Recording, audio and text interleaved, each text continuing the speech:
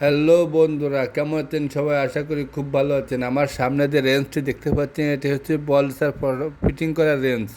এটি আপনাদের বলসার ফিটিং করে দেখাবো যে বলসার ফিটিং কেমন হয় পিটানো ছাড়াই। দেখা গেল অনেক সময় বলসার যদি পিটিয়ে লাগানো হয় অ্যাকুরেট বসে না, এদিক ওদিক সাইড হয়ে যায়। এদিক ওদিক সাইড হয়ে গেলে মনে করেন গলায় একদিকে জাম একদিকে টাইট, এরকমভাবে হতেই থাকে। গাড়ি অ্যাকুরেট পারফরমেন্স পাওয়া যায় না চালানোর সময়।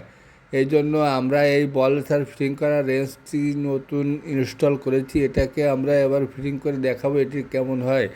এটির যে বলসারের যে ফিটিং করা যে শ্যাফটটি আছে, এটির যে পেস, এই পেসটি একটু লম্বা। এটা মনে করেন যে সব গাড়ির জন্যই এটা ফিটিং কোম্পানি বানিয়েছে। এই জন্য কোনোটার গলা একটু ছোট থাকে, কোনোটার গলা একটু লম্বা থাকে, খাটো থাকে। এই জন্য এটাকে আমাদের লাগাতে হলে একটু কষ্ট হয়। এই দেখেন বন্ধুরা, আমরা টাইট দিয়ে দিয়ে এটাকে অ্যাকুরেট সমান করে দিচ্ছি। এবং এই যে বলসার যে ফিটিং করা যে বুশ দুটি রয়েছে, একটা উপরে দিতে হবে এবং একটা নিচে দিতে হবে। এর যে বুশ রয়েছে, এতে মনে করেন 6-7টি মডেলের গাড়িতে বলসার ফিটিং করতে পারবেন। হিরো হন্ডা গাড়ি, টিভিএস গাড়ি, ইয়ামা গাড়ি, বাজাজ গাড়ি, এই ধরনের যে গাড়িগুলো রয়েছে, এর সব কয়টি মডেলের গাড়ির বলসার আপনি ফিটিং করতে পারবেন।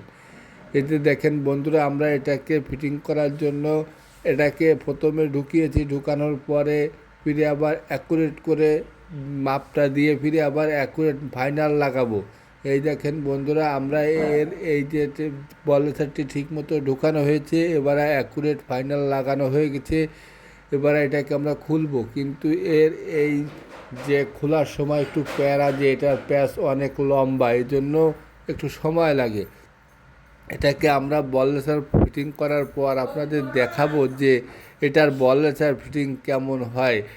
দেখেন বন্ধুরা, আপনারা এই যে পেজ আমরা খুলছি, এই পেজ খোলার পরে আপনাদের দেখাবো যে এর বলসার বসানো ফিটিং অ্যাকুরেট কেমন হয়। এই যে দেখেন বুট দুটো খুলেছি, খোলার পরে উপরের সাইডও দেখাচ্ছি আপনাদের এবং নিচের সাইডও আপনাদের দেখাচ্ছি। বন্ধুরা এই দেখেন দুটোই ঠিকমতো অ্যাকুরেট ফিটিং হয়েছে।